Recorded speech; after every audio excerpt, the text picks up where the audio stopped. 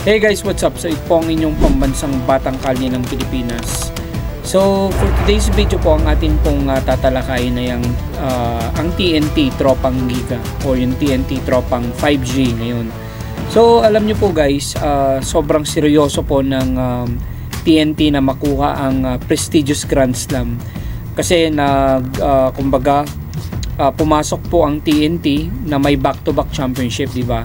With Ronde Hollis Jefferson. So, and nakita naman po natin na back-to-back nilang tinalo ang Barangay Ginebra. So, hindi lang back-to-back kundi 3 beses na magkakasunod.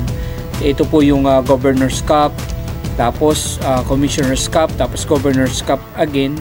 Tapos ngayon ay ito namang Philippine Cup ay target nilang makuha itong kampyonato nito para magwagi sila ng prestigious Grand Slam.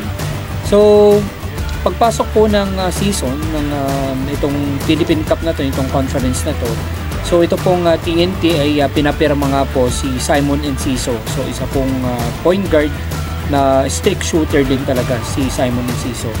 Tapos inactivate din nila si Brandon Ganuelas Rosser para makatulong kay Poy Eram at saka kay Kelly Williams para nga mapatibay nila yung frontline nila. Tapos nag-trade din sila involving Mikey Williams. Tapos napunta naman sa TNT ay si Jordan Heading, which is ito yung napakagaling na point guard, sobrang ganda na shooting, nag-average nga siya ng 17 points per game sa Converge. And meron pang isa, si Mike Nieto, kumbaga nasa unrestricted free agent, pinapirma ng TNT para naman patibayin yung kanilang bench players. So ngayon, ang isa pa sa mga hinahanap ng TNT ay ang tinatawag nilang legitimate center. So at the moment po kasi is wala talaga silang panapat yung wide body. Kaya napapabalita po na nakaka-interest po ang TNT na papirmahin itong si Christian Stan Hardinger.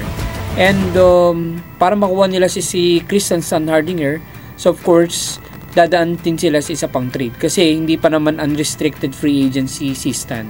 Kumbaga siya ay yung rights ni si Stan ay nasa Terra Firma pa rin. Pero of course, alam niyo naman ang Terra Firma, madali naman ka-transaction to. So as long as kumbaga whether it's fair or not fair trade, so nasa PBA din naman kung aaprubahan nila. Pero ang masasabi natin diyan, just in case na mapapirma nila si Christian Stan Hardinger, ay masasabi natin na solido na yung lineup ng TNT. So nandyan po si Poy Eram, Kelly Williams, tapos si Calvin Oftana, si Roger Pogoy, samahan mo pa ng Ray Nambatak. So ito pa yung mga bago, sina Jordan Heading, Brandon Ganuelas Rosser, Mike Nieto, si Simon Enciso. So talagang sobrang kumpleto kung madadagdag pa talaga si Christian Stan Hardinger. At ano ba madadala ni Christian Stan Hardinger sa TNT? So of course yung stability at yung strength sa ilalim. So at alam naman natin ni si Stan nung naglalaro pa siya sa Barangay Ginebra ay sobrang taas din ng basketball IQ. Though medyo hirap siya sa free throw, pero imagine niyo yung pick and roll ay ang beneficiary lagi si Stan Hardinger, and best player of the conference din si Stan Hardinger. And talagang true warrior si Stan Hardinger. Rumi-rebound, maganda yung defense. And yan isa sa mga masasabi natin na missing piece ng TNT. Kaya as much as possible, kapag nakuha ng TNT to, ay malaki ang chance nilang magwagi ng Grand Slam. So, kung makakarap nila uli ang Ginebra, so mas may hirapan ng Barangay Ginebra. Kasi ang Barangay Ginebra wala namang adjustment sa lineup. So ano yung lineup nila before na natalo sila, minus pa nga si Justin Brownlee, yun pa rin yung same lineup. Samantalang ang TNT nadagdagan sila ng 4, di ba? So yun yung mahirap. Tapos nadagdag pa si Stan, so mas may hirapan ng Barangay Ginebra sa nakalabanin ng TNT. So bukas, Sunday, ay maglalaro daw si Jordan Heading, yan ang sabi ni Coach Jojo Lastimosa, at malalaman natin kung ano yung may papakita ng Ginebra versus doon sa TNT.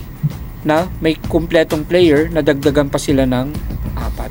So though si Reynan Batak yata is still sidelined sa injury, pero iba pa rin yung madadala ng Jordan Heavy, yung Simon Enciso. So malalaman natin tomorrow. So at sobrang napakaseryoso ng TNT.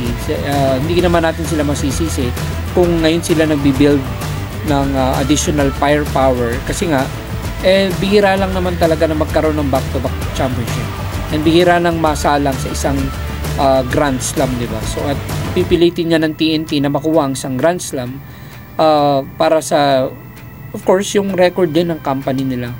So iyan ang aabangan natin.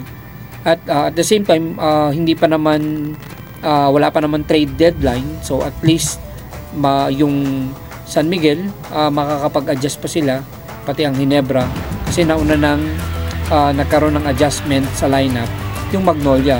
Kinuha nila si Xavier Lucero, tapos ito si Will Navarro, nakuha din nila. So ang ganda na nung bumata yung Magnolia.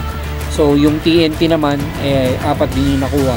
So wala pa lang adjustment Ginebra and San Miguel, at yan ang aabangan natin bago mag-end or magkaroon ng trade deadline. So yun lang, yun muna for today's video, at mabuhay kayo na. Peace.